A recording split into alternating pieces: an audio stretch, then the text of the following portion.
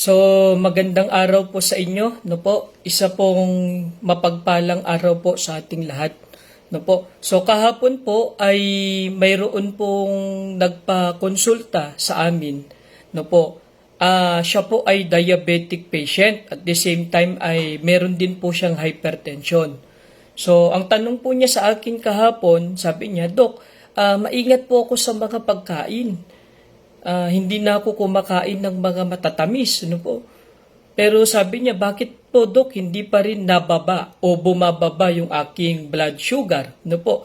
So, ang isa sa dahilan nun, no po, nung akin po siyang check up, ay nakita ko mataas ang kanyang blood viscosity, no po. So, ang tao po na mataas ang blood viscosity, ito po yung madalas napupuyat, no po.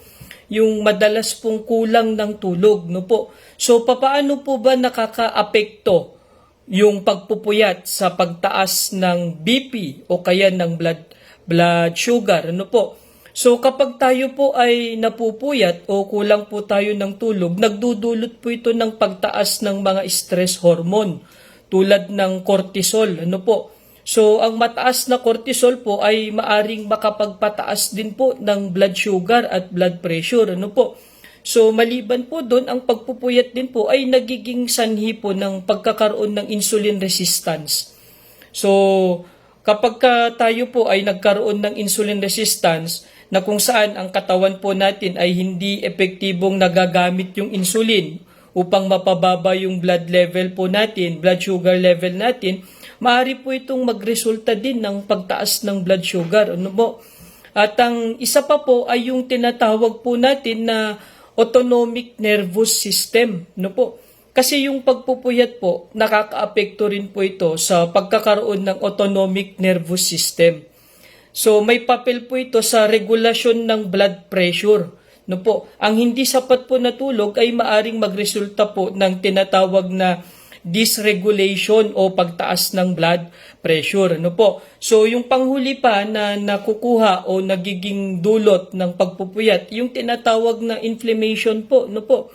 Yung kakulangan din po ng tulog ay nauugnay din sa pagtaas po ng inflamasyon sa katawan, no po, na maari po itong mag-contribute ng pagtaas din ng blood pressure at ng blood sugar level, no po. So may nagtanong po sa amin kahapon, Dok, paano yan? Hindi po ba bawal ang coffee, no po, sa mga may hypertension o diabetic, no po? So hindi naman po bawal, depende po, no? Depende po sa kalagayan ng puso. No po, kasi ang coffee po ay may caffeine po yan, no po. So tinanong din po ako kahapon, meron po ba kayong maire-recommenda, Dok, na coffee? Kasi ako po ay coffee lover, no po. Hindi ko ma-resist na hindi mag-coffee.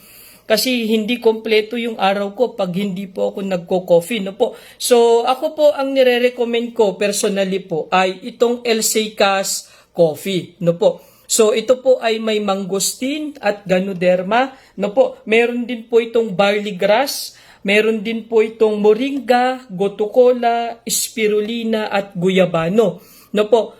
Ang sweetener po na ginamit po nito ay yung stevia, natural sweetener po ito. Na ang isa sa benepisyo po ng stevia, ito po ay yung nakakapagpanormalize ng BP at saka ng sugar. No po? So, ito rin po ay gawa sa green coffee bean. So, unroasted coffee bean po ang ginamit. So, mababa lang po ang kanyang caffeine. No po, kaya safe na safe. So, ito po yung kanyang sachet. No po, ito po yan. So, ang SRP po nito ay 260 pesos. 10 sachet po ang laman. No po. Pero, kung bibili po tayo ng 3 box, maari po namin itong ibigay ng 600 pesos lang po. No po. Para po ito doon, promo po ito para doon sa mga malalayo. No po. So, sa 3 box po niyan, 600 pesos, free shipping na po yan. No po. So, sa mga coffee lover po natin dyan na may iniindang diabetes at saka hypertension, so wag po kayong mag-alala. Itong coffee po ng El Secas ay safe na safe po para sa atin. No po. So, yan lamang po at sana ay yun pong mga laging nagpupuyat. Ano po? ay kailangan po ay i-address po natin yan. Bigyan po natin ng pagkakataon na tayo po ay makapagpahinga. No po. So maraming salamat po muli sa inyo. God bless po sa ating lahat.